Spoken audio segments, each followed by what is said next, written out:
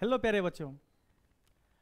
जैसे कि मैं रिवीजन का सीरीज स्टार्ट किया था, तो लास्ट वीडियो में आप लोगों को बताया था कि अपने पास चार्जिंग के क्या सब मेथड्स थे, वो बताया था। जैसे मैंने फ्रिक्शन का बताया था, कंडक्शन का बताया था, इंडक्शन का बताया था।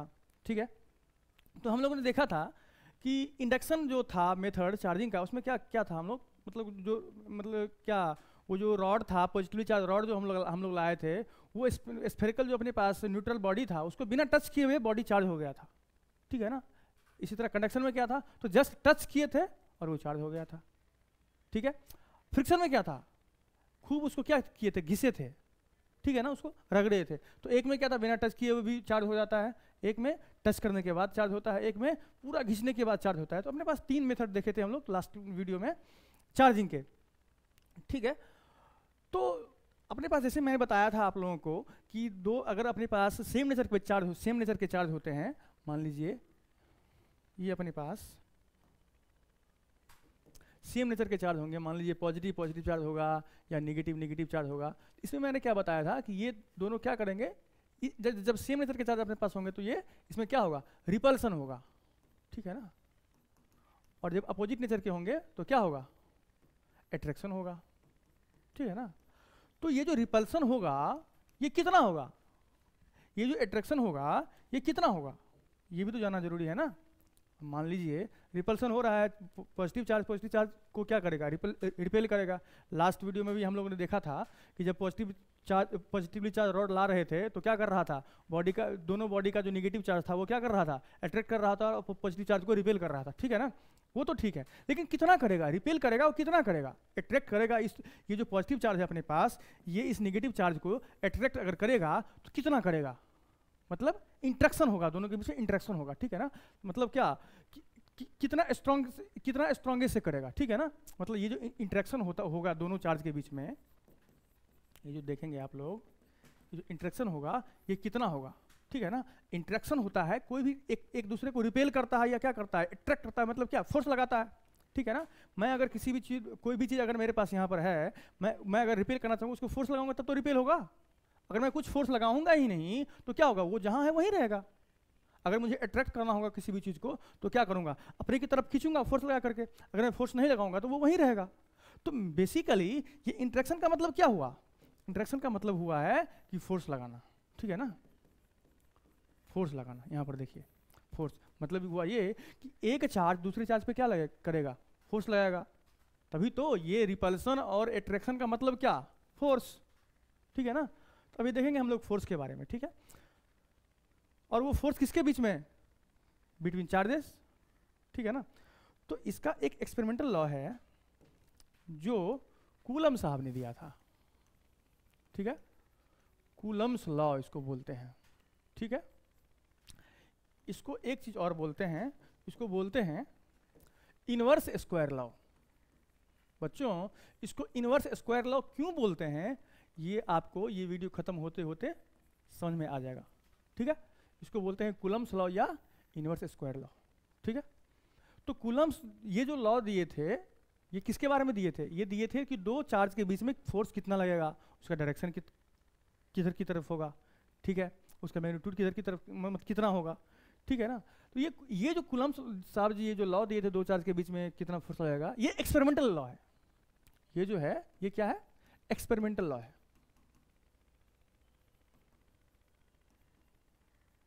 ये एक्सपेरिमेंटल लॉ है। तो कूलम साहब ने एक्सपेरिमेंट किया, उसके बाद इसका कंक्लूजन जो निकला, उसका स्टेटमेंट ये था कि अगर अपने पास दो चार्ज है, ठीक है, अगर अपने पास क्या है, दो चार्ज है, ये एक पॉजिटिव चार्ज है और ये एक निगेटिव चार्ज है। अगर अपने पास दो चार्ज है तो दोनों चार्ज के बीच में लगने वाले फोर्स जो होगा, मान लीजिए ये चार्ज जो है वो कितना है, वो है Q1 कूलम्ब, और ये वाला चार्ज कितना है, Q2 कूलम्ब। ठीक है। इसको भी पॉजिटिव ही ले लेता हूं। ठीक है। दोनों का मैग्नीट्यूड क्या है, डिफरेंट है। अब इस दोनों के बीच में लगने वाले फोर्स जो होंगे वो कितना होंगे, वो बताया था। ये जो लॉ जो है ना कूलम्स लॉ, वो यही बताता है, वो ये बताता है कि इसके दोनों के बीच में लगने वाले फोर्स जो होंगे वो क्या होंगे, directly proportional to the product of magnitude of charges.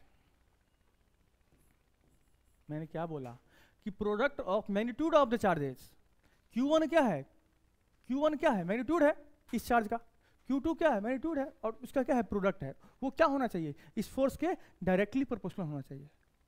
ठीक है, अब देखिए एक और चीज बोला गया, मान लीजिए अब इस दोनों चार्ज के बीच का डिस्टेंस जो है वो r है, दोनों के बीच का सेपरेशन जो है, ठीक है, वो r है। तो ये बोला गया ये फोर्स जो होगा वो r के स्क्वायर का इनवर्सली प्रोपोर्शनल होगा। ठीक है, ये मैथमेटिकल फॉर्मेशन है इस लॉ का। इसका स्टेटमेंट क्या था पता है, इसका स्टेटमेंट ये था कूलम्स लॉ का कि forces between two charges is directly proportional to the product of magnitude of both the charges and inversely proportional to the square of distance between them या सेपरेशन बिटवीन देम। इसका statement मैं लिखने की कोशिश करता हूं, एक सेकंड। यहां देखिए, यहां देखिए, the electrostatic force between two charges is directly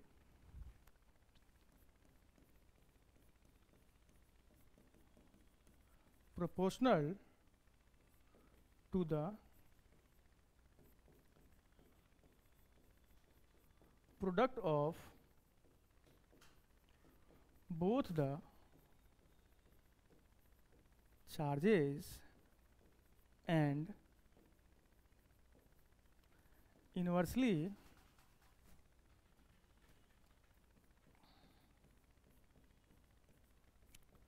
proportional to the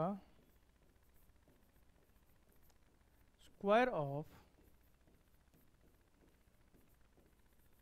separation between them. देखिए ये जो मैथमेटिकल फॉर्मुलेशन मैंने जो लिखा है, ये जो स्टेटमेंट है कूलम्स लॉ का, ये यही तो है। क्या बोल रहा है, समझ रहे हैं आप? द इलेक्ट्रोस्टैटिक फोर्स मतलब ये फोर्स, इलेक्ट्रोस्टैटिक फोर्स मतलब ये जो फोर्स है अपने पास, ये जो अपने पास ये फोर्स है, कौन सा वाला, ये F, ये क्या है, electrostatic force between two charges, जो दोनों चार्ज के बीच का जो इलेक्ट्रोस्टैटिक फोर्स है वो क्या है, directly proportional to the product of both the charges. ये क्या है, डायरेक्टली, एक तो डायरेक्टली प्रोपोर्शनल है और product of both the charges, product of both the charges, ऐसे लिखना था, product of magnitude of both the charges. ठीक है, इसके बीच में क्या लिखना है, मैग्नीट्यूड, क्योंकि यहाँ पर साइन के साथ नहीं आता है। ठीक है, magnitude of both the charges and inversely proportional, और वही फोर्स जो होगा वो क्या होगा, inversely proportional to the square of separation between them. ठीक है ना, ये सेपरेशन जो है r है ना इसके, इस दोनों चार्ज के बीच का, उसका स्क्वायर जो होगा उसका इनवर्सली प्रोपोर्शनल होगा। ये क्या था, ये जब कूलम साहब ने एक्सपेरिमेंट किया था उसके अकॉर्डिंग ये मैथमेटिकल रिजल्ट आया था। ठीक है ना, ये मैथमेटिकल रिजल्ट आया था। ठीक है, तो उन्होंने ये स्टेटमेंट दिया कि अगर कोई दो चार्ज है और वो दोनों चार्ज किसी r डिस्टेंस पे सेपरेटेड है, तो क्या होगा, उसके दोनों के बीच में जो फोर्स लगेगा वो क्या होगा, product of both the charges जो होगा वो फोर्स के डायरेक्टली प्रोपोर्शनल होगा, और वो जो r होगा जो सेपरेशन है उसके स्क्वायर का इनवर्सली प्रोपोर्शनल होगा, कौन, फोर्स। ठीक है, तो ये स्टेटमेंट था कूलम्स लॉ का। ठीक है ना, अच्छा कूलम्स लॉ बताता क्या है, कूलम्स लॉ ये बताता है कि अगर अपने पास दो चार्ज हैं तो उसके बीच में फोर्स कितना लगेगा। ठीक है, तो कूलम्स लॉ जनरली ये बताता है ना। अब इसको और भी हम लोग आगे देखते हैं। ठीक है ना, तो क्या बोला ये, अगर अपने पास एक पॉजिटिव चार्ज है, अगर अपने पास एक नेगेटिव चार्ज है, एक का है Q1 कूलम, एक का है Q2 कूलम, और से दोनों की सेपरेशन कितना है, R, तो ये बोला गया कि F जो होगा, F जो था, F जो होगा क्या होगा, Q1 Q2 और क्या, F जो होगा वो inversely proportional to R square. ठीक है, इसको अगर हम लोग कंबाइनली लिखना चाहें तो हम लोग लिख सकते हैं क्या, कि F Q1 Q2 by R square. ठीक है, ये लिख सकते हैं ना। अब देखिए यहाँ से अगर ये प्रोपोर्शनली कांस्टेंट हटता है तो ये यहाँ पर प्रोपोर्शनलिटी का साइन हटता है तो इक्वल का साइन आता है, तो आता है के, जो कि क्या होता है, इलेक्ट्रोस्टैटिक कांस्टेंट। अगर मैथमेटिकल फॉर्म में हम देखेंगे तो क्या बोलेंगे, प्रोपोर्शनलिटी कांस्टेंट, ठीक है। और जो पहले था, तो पहले क्या था, Q1 Q2 by R square, ये आर स्क्वायर, आर क्या है, दोनों के बीच का डिस्टेंस है, ठीक है। अब ये क्या है, फोर्स है। 11th क्लास में फोर्स तो आप लोग बहुत डिटेल में पढ़े होंगे, कितने टाइप के फोर्स होते हैं, फोर्स के बहुत सारे क्रियाकलाप वहाँ पर थे, बहुत सारे न्यूमेरिकल बनाए होंगे आप लोग, ठीक है। तो फोर्स यहाँ पर क्या है, तो फोर्स जो है, फोर्स का यूनिट क्या होता है, ऐसा यूनिट फोर्स का न्यूटन। फोर्स कोई भी होगा उसका ऐसा यूनिट क्या होगा, न्यूटन। अब इस के के बारे में बात करें क्या, ये जो अपने पास के है इसके बारे में बात करें क्या। के को हम लोग लिख सकते हैं 1/4 पाई एप्सिलॉन नॉट, ठीक है। अब क्या है, ये सिस्टम है ना, ये जो है ये एक सिस्टम है, ये जो है ये सारी क्या है, एक सिस्टम में है, ठीक है ना, कि ये इतना कूलम का एक चार्ज है, उतना कूलम का एक चार्ज है, दोनों का सेपरेशन ये है, तो ये क्या है, एक सिस्टम है। इस सिस्टम में कितना फोर्स, ये इस पे कितना फोर्स लगेगा और ये इस पे कितना फोर्स लगेगा, ये देख रहे हैं, ठीक है ना। अब देखिए यहाँ फोर्स जो है वो किन किन चीजों पे डिपेंड कर रहा है, के क्या है, कांस्टेंट है, ठीक है ना। ये क्या है, magnitude of Q1, magnitude of Q2 और R, ठीक है ना। तो ये इस पे कितना फोर्स लगाएगा और ये इस पे कितना फोर्स लगाएगा, वो दोनों चीज हम लोग देखने की कोशिश करेंगे। यहाँ पर देखिए Q1 तो चेंज करेगा नहीं, Q2 तो चेंज करेगा नहीं। अगर R उतना ही रहा, मतलब ना इस चार्ज को अगर मैं इधर ले जाऊंगा तो R चेंज करेगा, या इस चार्ज को इधर ले जाऊंगा तो R चेंज करेगा। मैं बोल रहा हूँ R को चेंज ही नहीं करना है, जहां है वहीं रहेगा वो, दोनों के दोनों चार्ज, ठीक है ना। तो उस कंडीशन की बात मैं कर रहा हूँ, R भी चेंज नहीं होगा, मतलब ये भी कांस्टेंट है, ये भी कांस्टेंट है, ये भी कांस्टेंट है, ये भी कांस्टेंट है। इसका मतलब क्या, फोर्स भी तो कांस्टेंट रहेगा। ये वाला चार्ज इस चार्ज पे जितना, अच्छा ये क्या है मान लो इसको मैं क्या कर दूं, पॉजिटिव चार्ज मान लो, ठीक है, डायरेक्शन पे इफेक्ट पड़ेगा, ठीक है, ये भी पॉजिटिव चार्ज है, ठीक है। तो ये charge Q1 charge Q2 charge पे जितना फोर्स लगाएगा, Q2 चार्ज भी Q1 चार्ज पे सेम अमाउंट का फोर्स लगाएगा। मैंने अमाउंट बोला है, मतलब मैग्नीट्यूड की बातें हो रही है। F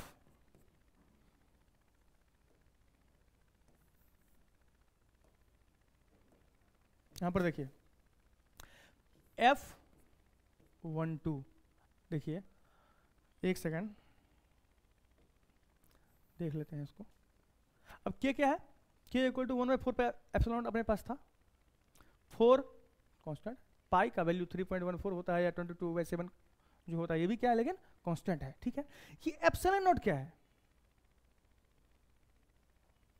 ये जो एप्सिलॉन नॉट अपने पास है, अच्छा इसका वैल्यू कितना होता है, इसका वैल्यू जो होता है वो होता है 9 × 10⁹ यूनिट क्या होगा इसका, ये K जो होगा, K का यूनिट क्या होगा, फोर्स का क्या होता है यूनिट, न्यूटन। फोर्स का क्या होता है, न्यूटन। फोर्स का यूनिट क्या होता है, न्यूटन। Q मतलब चार्ज का यूनिट क्या होता है, मैंने बताया था आप लोगों को पिछले वीडियो में, क्या होता है, कूलम, ठीक है ना। एक चार्ज है और दूसरा चार्ज है, मतलब coulomb into coulomb, coulomb square. R मतलब डिस्टेंस, डिस्टेंस का क्या होता है, मतलब लेंथ, क्या होता है यूनिट, मीटर, मीटर स्क्वायर। तो क्या होगा, इसका होगा न्यूटन, इसका होगा क्या, कूलम स्क्वायर, और इसका होगा क्या, मीटर स्क्वायर। अब बताओ K का अगर मुझे निकालना है यूनिट तो क्या करेंगे, न्यूटन मीटर स्क्वायर पर कूलम स्क्वायर। बताओ इसका वैल्यू कितना होगा, 9 × 10⁹, ये कांस्टेंट है तो इसका वैल्यू इतना ही होता है, ठीक है।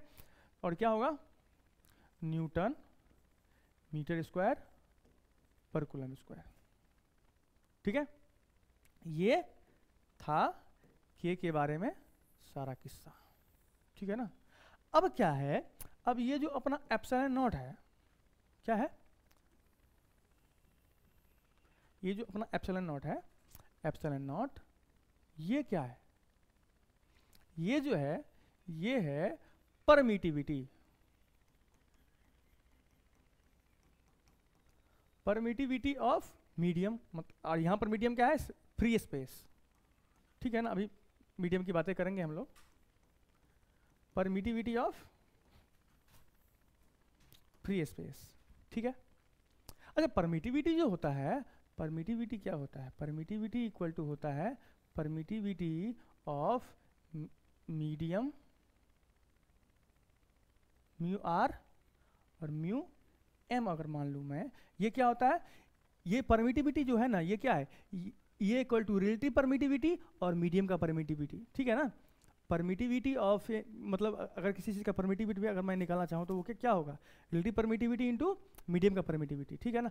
रिलेटिव परमिटिविटी यहाँ पर क्या होगा, रिलेटिव परमिटिविटी अगर मैं लिखने की कोशिश करूँगा तो एप्सिलॉन आर। अच्छा ये जो है इसको बोलते हैं, इस सिंबल को क्या बोलते हैं पता है, ये किसका सिंबल है, ये है परमिटिविटी ऑफ फ्री स्पेस का सिंबल है, लेकिन इस सिंबल को बोलते क्या है, इसको बोलते हैं एप्सिलॉन नॉट। ये नहीं, मतलब जैसे इसको लिखते क्या है पता है, देखिए एक सेकेंड, ये जो है इसको बोलते हैं, लिखते कैसे हैं पता है, एप्सिलॉन नॉट। ये नॉट NOT वाला नॉट नहीं है, ठीक है, ये जो है एप्सिलॉन नॉट, इसको इस टाइप से लिखते हैं, ठीक है ना। ये सिंबल एप्सिलॉन का है, एप्सिलॉन का है, ठीक है, और ये नॉट, ठीक है। यहाँ पर देखिए ये क्या है, एप्सिलॉन, एप्सिलॉन इक्वल टू क्या होगा, एप्सिलॉन आर मतलब रिलेटिव परमिटिविटी, एप्सिलॉन एम मतलब उस मीडियम, जिस मीडियम की अगर मैं बातें कर रहा हूँ, अगर ये सिस्टम पूरा का पूरा फ्री स्पेस में रखा हुआ है तो मैं किसकी बातें करूँगा, परमिटिविटी ऑफ फ्री स्पेस, ठीक है। तो यहाँ पर देखिए एप्सिलॉन आर एप्सिलॉन एम, ठीक है, तो ये इक्वल टू क्या होगा, एप्सिलॉन बाय, ठीक है। इसका अच्छा ये जो एप्सिलॉन नॉट होता है, अच्छा ये एप्सिलॉन नॉट जो होता है इसका वैल्यू कितना होता है पता है, 8.85 इंटू 10 टू द पावर -12। अच्छा एप्सिलॉन नॉट का क्या हो जाएगा यूनिट, इसका यूनिट हो जाएगा, इसका यूनिट हो जाएगा आपका कूलम स्क्वायर पर न्यूटन मीटर स्क्वायर, ठीक है। ये हो जाएगा एप्सिलॉन नॉट का यूनिट, ठीक है ना। एप्सिलॉन नॉट क्या है, परमिटिविटी ऑफ फ्री स्पेस, ठीक है। तो अभी हम लोगों ने देख लिया ये क्या है परमिटिविटी, ये क्या है परमिटिविटी रिलेटिव परमिटिविटी, और ये क्या है परमिटिविटी ऑफ द मीडियम, ठीक है। तो इन चीज़ों को याद रखना है, ठीक है। तो मैंने आप लोगों को के का क्या यूनिट है, क्या वैल्यू है वो मैंने बता दिया, और परमिटिविटी ऑफ फ्री स्पेस का क्या यूनिट है, क्या मैग्नीट्यूड है वो मैंने बता दिया आपको, ठीक है। तो इनको ध्यान में रखना है, ठीक है। अब इसी को हम लोग अगर और देखने की कोशिश करेंगे तो यहाँ पर देखेंगे कि फोर्स जो होता है वो वेक्टर क्वांटिटी होता है, ठीक है ना। लेकिन मैंने आपको यहाँ पर क्या बताया कि फोर्स का फॉर्मूला मतलब ये मैग्नीट्यूड हुआ ना, और मैग्नीट्यूड के साथ मैंने क्या बताया आपको, ये फोर्स है तो ये इसका क्या होगा, मतलब इस सबको मिलाएंगे तो क्या होगा, इसका यूनिट न्यूटन होगा, वेरी गुड। लेकिन फोर्स जो वेक्टर क्वांटिटी है, ये फोर्स जो लगेगा उसका डायरेक्शन किधर की तरफ होगा, फोर्स में डायरेक्शन होता है ना, अभी हम लोग देखने की कोशिश करेंगे। देखिए अगर अपने पास, जैसे मैंने आपको बताया था लास्ट स्लाइड में था अपने पास, यहाँ पर मैं फिर बनाता हूँ, यहाँ पर एक पॉजिटिव चार्ज है और दोनों पॉजिटिव चार्ज है मान लो, तो क्या होगा, ये इस पे फोर्स लगाएगा, ये इस पे फोर्स लगाएगा। हम लोग जानते हैं, मैंने आपको बता चुका हूँ क्या, कि दो अगर सेम नेचर के चार्ज आएंगे तो क्या करेंगे, रिपेल करेंगे, दो अगर अपोजिट नेचर के चार्ज आएंगे तो क्या करेंगे, अट्रैक्ट करेंगे। यहाँ पर क्या दिख रहा है आपको, यहाँ पर दिख रहा है कि दोनों का नेचर सेम है, पॉजिटिव पॉजिटिव है, तो इसका मतलब क्या होगा, ये इसको उधर की तरफ रिपेल करेगा, ये इसको इधर की तरफ रिपेल करेगा। रिपल्सन और अट्रैक्शन का मतलब मैंने अभी आपको बताया था, किससे संबंध है उसका, फोर्स से। मतलब हुआ ये कि ये वाला चार्ज जो है इसको इधर की तरफ फोर्स लगाएगा, इधर की तरफ फोर्स लगाएगा, और ये वाला चार्ज इधर की तरफ फोर्स लगाएगा, ठीक है, वेरी गुड। कूलम्स लॉ के बारे में कुछ इंपॉर्टेंट पॉइंट मैं बता दे रहा हूं आप लोगों को। इंपॉर्टेंट पॉइंट्स हम लोग कुछ देख लेते हैं इसके बारे में, ठीक है, जैसे डायरेक्शन वगैरह से रिलेटेड देख लेते हैं, ठीक है। ये चार्ज है, और अगर इस दोनों चार्ज के बीच का सेपरेशन अगर r है, ठीक है, अगर इसका मैग्नीट्यूड q1 कूलम है और इसका मैग्नीट्यूड q2 कूलम है,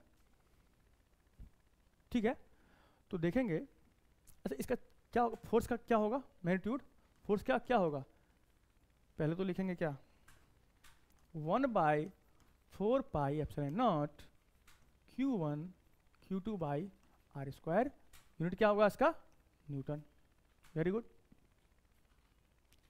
आप लोग एक बात गौर कर रहे होंगे, फोर्स वेक्टर क्वांटिटी है, लेकिन मैं यहाँ पर वेक्टर नहीं डाल रहा हूँ। जब मैं यहाँ पर वेक्टर डालूंगा तो इसका मुझे क्या लिखना पड़ेगा, यूनिट वेक्टर लिखना पड़ेगा। क्यों, क्योंकि यूनिट वेक्टर क्या देता है, डायरेक्शन, ठीक है। इसलिए मैं पीछे अगर आप देखने की कोशिश करेंगे तो मैं किसी फोर्स पे क्या किया हूँ, वेक्टर का साइन नहीं लगाया हूँ, ठीक है ना। जब मैं वेक्टर का साइन लगाऊंगा तो क्या करना पड़ेगा, मुझे राइट साइड में भी यूनिट वेक्टर के साथ लिखना पड़ेगा, जो कि मुझे क्या देगा, डायरेक्शन ऑफ इलेक्ट्रोस्टैटिक फोर्स। ठीक है, तो ये न्यूटन हुआ, बहुत अच्छी बात है।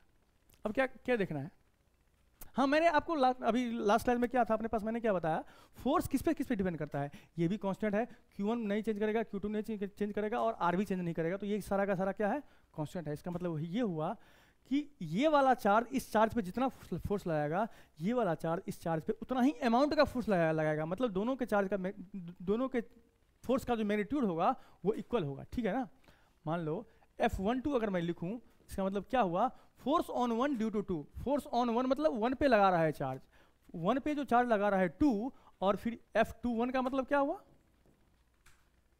Force on 2 due to 1। ठीक है ना, बात में किसका किया, मैग्नीट्यूड का किया, दोनों क्या होगा, इक्वल होगा। ये वाला चार्ज इस पे जितना फोर्स लगाएगा, ये वाला चार्ज इस पे उतना ही फोर्स लगाएगा। ठीक है, एक इंपॉर्टेंट पॉइंट इसके बारे में और है कि फोर्स का जो डायरेक्शन होगा किधर की तरफ होगा पता है, इस दोनों चार्ज को अगर मैं एक लाइन के थ्रू अगर मैं ज्वाइन करता हूं, ये चार्ज है, ये चार्ज है, ये चार्ज है, ठीक है, इस लाइन को अगर मैं ज्वाइन करता हूं, ठीक है, तो इसी लाइन के अलाउंग क्या होगा, ये फोर्स लगेगा, इसी लाइन के अलाउंग क्या करेगा, ये फोर्स लगेगा। ये कौन सा फोर्स है, ये फोर्स कौन सा है, ये 1 पर लगा रहा है, कौन लगा रहा है, 2 लगा रहा है, तो F 1 पे लगा रहा है, 2 लगा रहा है। ये कौन सा फोर्स है, फोर्स किस पे लग रहा है, 2 पे, जिस पे लग रहा है उसको पहले लिखते हैं। ठीक है ना, फोर्स ऑन 1 ड्यू टू 2, ठीक है, यहाँ पे फोर्स ऑन 2 ड्यू टू 1। ठीक है ना, तो इस दोनों का मैग्नीट्यूड जो होगा वो क्या होगा, इक्वल होगा। ठीक है, डायरेक्शन की बात मैंने क्या बोला कि along the line joining of 2 charges क्या होगा, इसका डायरेक्शन होगा फोर्स का। ठीक है ना, लेकिन एक बात जान लीजिए, ये इस पर चार्ज लगेगा इधर की तरफ, और ये इस पर चार्ज लगेगा इधर की तरफ, मतलब दोनों चार्ज का जो क्या है, डायरेक्शन है, वो अपोजिट है। ठीक है ना, मतलब ये देखिए, फोर्स के बारे में अगर मैं बोलने की कोशिश करूंगा, तो ये देखिए, इस फोर्स के बारे में अगर मैं बोलने की कोशिश करूंगा तो क्या बोलूंगा कि फोर्स जो होगा, मतलब F12 और F21 अगर मैं वेक्टर के साथ लिखूंगा तो क्या होगा, माइनस के साथ लिखना पड़ेगा। क्यों, क्योंकि F12 का जिधर डायरेक्शन है, F21 का डायरेक्शन उसके जस्ट अपोजिट है। हम लोग फिजिक्स में डायरेक्शन को जो मैथमेटिकली रिप्रेजेंट करते हैं वो किससे करते हैं, माइनस से करते हैं। ठीक है ना, तो एक रिजल्ट अपना ये भी हुआ। अब ये मत बोलना है कि सर अभी आपने यहाँ पर तो दोनों को इक्वल दिखाया था, लेकिन यहाँ पर आप यहाँ पर माइनस लगा दिए। तो मेरे प्यारे बच्चों, यहाँ पर गौर करने की बात है कि यहाँ पर मैंने मैग्नीट्यूड के साथ लिखा था, लेकिन मैं यहाँ पर वेक्टर के साथ लिखा हूँ। ठीक है, तो यहाँ पर आप देखने की कोशिश करेंगे, यहाँ पर क्या मैंने सिर्फ और सिर्फ मैग्नीट्यूड की बात किया, लेकिन यहाँ पर ये डायरेक्शन अपोजिट है ना, इसीलिए निगेटिव लगाया मैंने। ठीक है ना, तो ये जो अपना है, ये भी अपना एक रिजल्ट है। ठीक है ना, और ये फोर्स जो होता है इलेक्ट्रोस्टैटिक फोर्स, वो सेंट्रल फोर्स, मतलब ये कंजर्वेटिव फोर्स होता है। ठीक है ना, ये जो इलेक्ट्रोस्टैटिक फोर्स है ना, दो चार्ज के बीच में जो फोर्स लग रहा है उसको क्या बोलेंगे, इलेक्ट्रोस्टैटिक फोर्स, या इसको बोलते हैं कूलम्ब फोर्स। ठीक है, तो ये क्या होता है, कंजर्वेटिव फोर्स होता है, और ये सेंट्रल फोर्स होता है कि इसके ये इस चार्ज के सेंटर से उस चार्ज के सेंटर की तरफ लगेगा ये फोर्स। ठीक है ना, ये कंजर्वेटिव फोर्स है, सेंट्रल फोर्स है। ठीक है ना, अब हम लोग इसका एक वेक्टोरियल फॉर्म देखते हैं। ठीक है ना, अभी मैं इसके बारे में ज़्यादा नहीं बताया हूँ कि डायरेक्शन किधर की तरफ होगा, किधर की तरफ नहीं होगा। ठीक है ना, एक बात और याद रखना है, ये कूलम्ब्स लॉ क्या बताता है कि फोर्स जो लगेगा, ठीक है ना, ये सिर्फ दो चार्ज के बीच में ही लगेगा, मल्टीपल चार्ज के बीच में एक साथ नहीं लग सकता है, सिर्फ दो चार्ज के बीच में लगेगा। ठीक है, तो इसको देखने की कोशिश करेंगे, तो मैं आगे लिखता हूं, क्या आगे लिखूंगा कि vector form of Coulomb's law.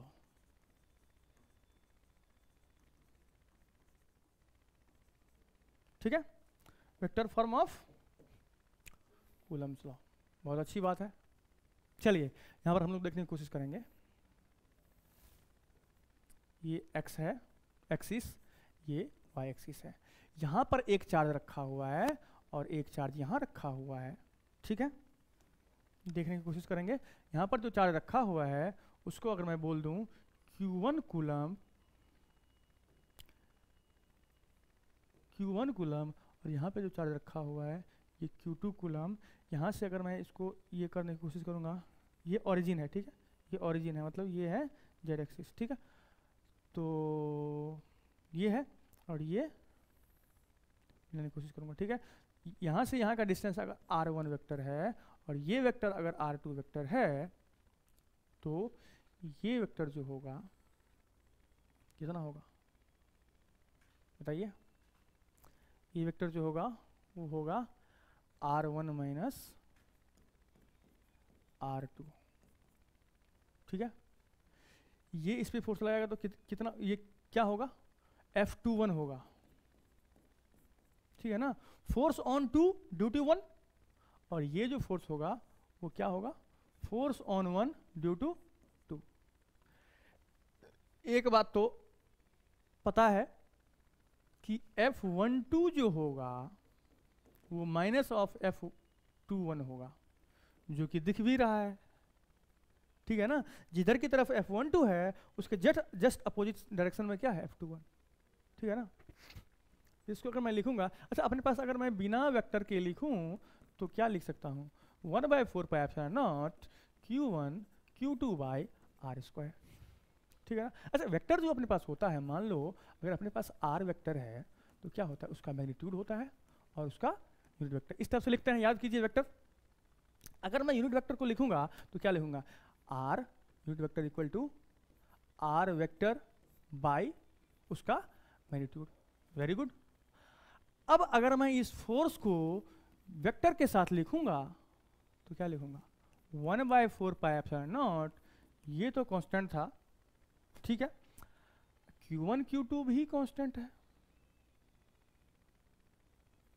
By R square, ठीक है ना। अब देखो मैं R यूनिट वेक्टर यहां पर R का क्यों लिखा, क्योंकि R जिस डायरेक्शन में होगा उसी डायरेक्शन में फोर्स का डायरेक्शन होगा। अब देखो R का डायरेक्शन ये है, ठीक है ना, तो इसका डायरेक्शन यही होगा।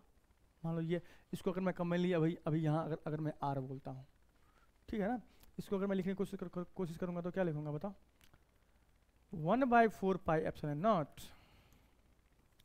Q1 Q2 बाई, अच्छा R को अगर मैं लिखूंगा तो क्या लिखूंगा, R वेक्टर बाई उसका मैग्नीट्यूड, ठीक है।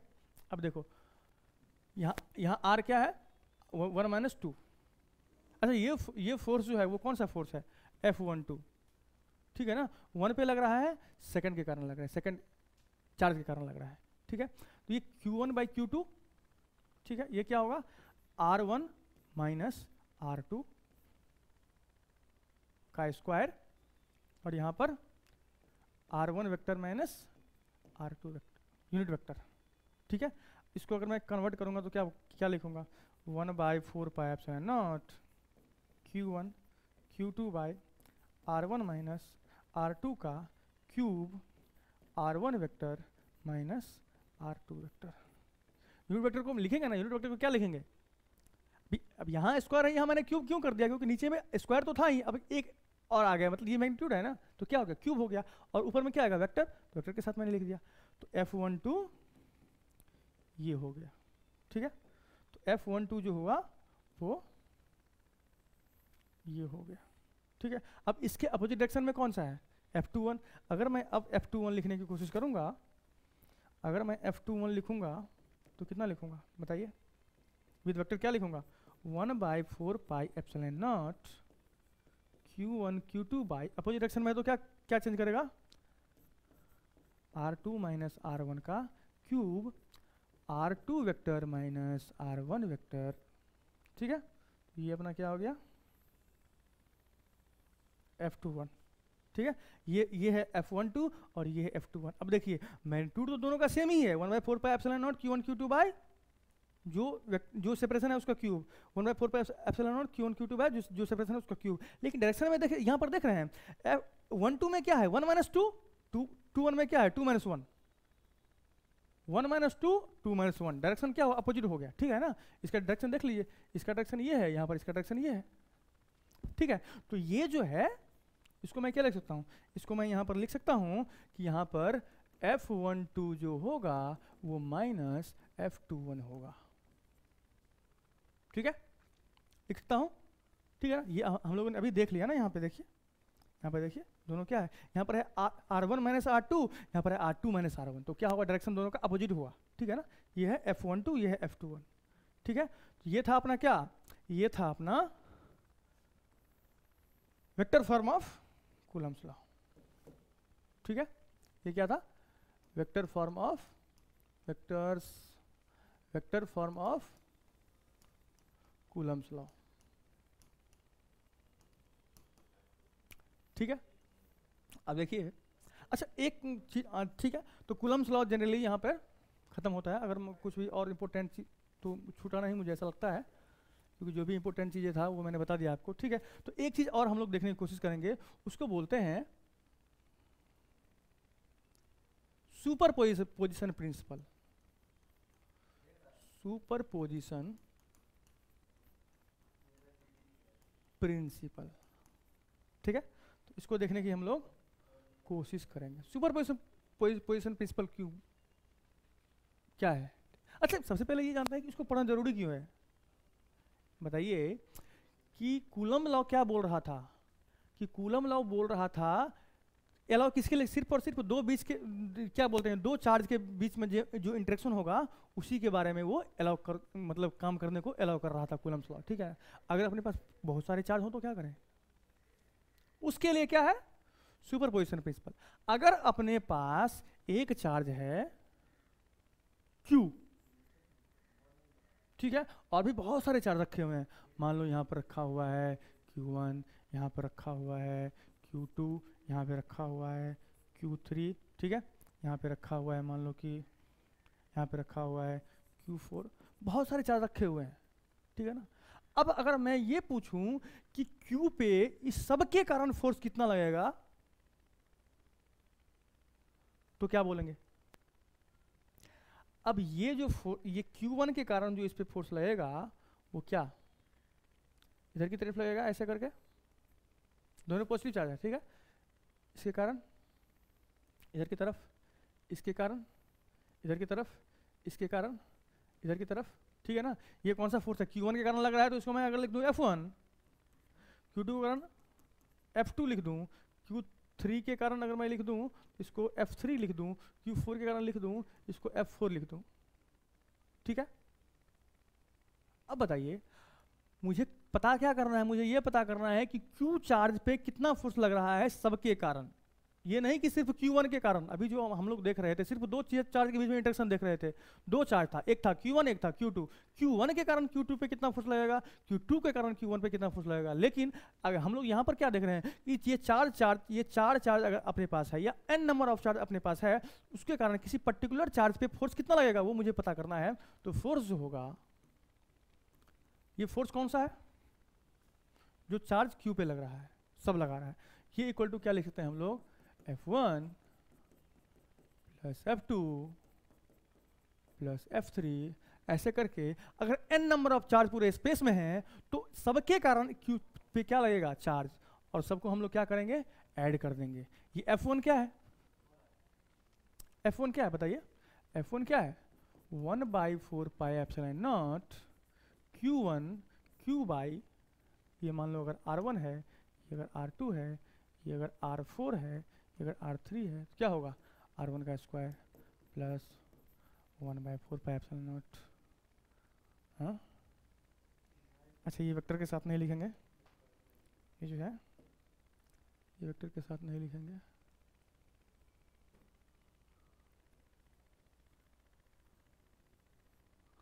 ठीक है, इसको देख लेंगे एक बार, ठीक है।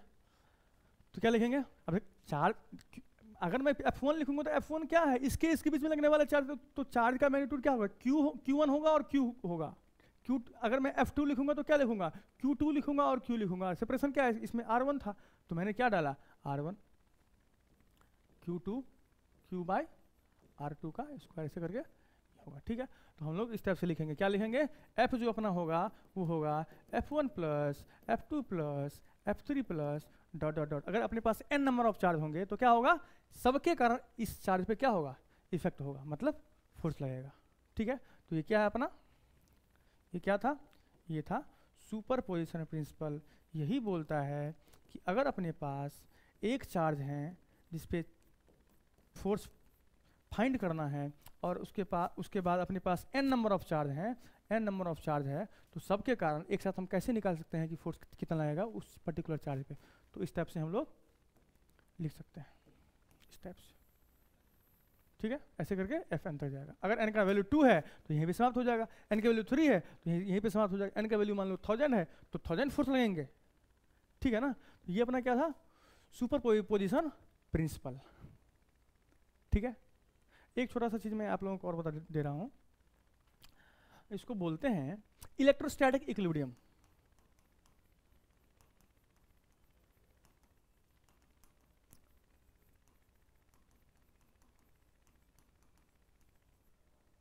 ठीक है, इसको बोलते हैं इलेक्ट्रोस्टैटिक। अब देखिए इलेक्ट्रोस्टैटिक में 3 टाइप के इक्विलिब्रियम होते हैं, ठीक है।